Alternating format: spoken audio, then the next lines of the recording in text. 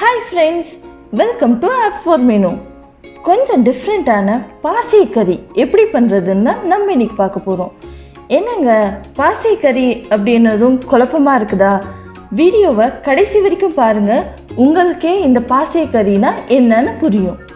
எங்கள் சேனலோட immediate அப்டேட்ஸுக்காக subscribe பண்ணிக்கோங்க. பக்கத்துலேயே இருக்க பெல் ஐக்கான் கிளிக் பண்ணி மறக்காமல் ஆல்ங்கிற ஆப்ஷனையும் செலக்ட் பண்ணிக்கோங்க. ஒரு பேனில் 4 to 5 ஸ்பூன் எண்ணெய் சேர்த்துக்கோங்க. எண்ணெய் நல்லா சூடானதும் 1/2 ஸ்பூன் கடுகு, 1 ஸ்பூன் கடலைப்பருப்பு, 1 ஸ்பூன் உளுத்தம்பருப்பு, 2 வரமிளகாய், கொஞ்சம் பெருங்காயத்தூள் சேர்த்து இதை நல்லா வறுத்துக்கோங்க. கொஞ்சமாக கருவேப்பிலை இலை, 5 பச்சை மிளகாய் சேர்த்து இதையும் நல்லா வறுத்துக்கோங்க.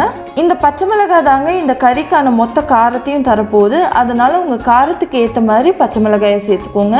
அதோட 1/2 ஸ்பூன் மஞ்சத்தூள், நம்ம ஏற்கனவே சுத்தம் பண்ணி வெட்டி வச்சிருக்கிற பசலை கீரை 1 கட்டு அளவுக்கு இதில் சேர்த்து நல்லா வதக்கிக்கோங்க.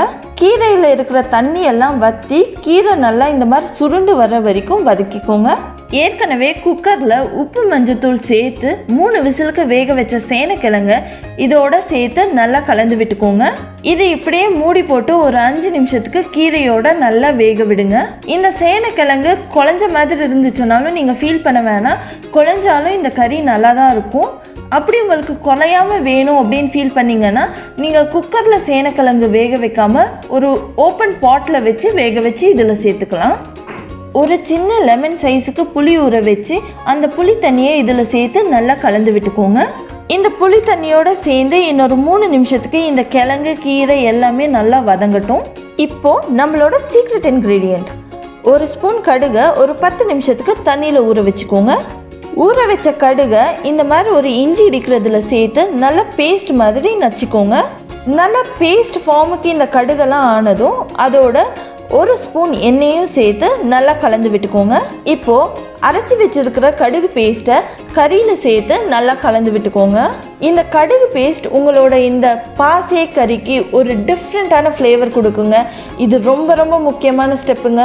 ஸோ இதை ஸ்கிப் பண்ணிடாதீங்க. அவ்வளோதாங்க, சுவையான பாசி கறி ரெடி. என்னங்க இன்னும் பாசி கறினா என்னன்னு புரியலையா?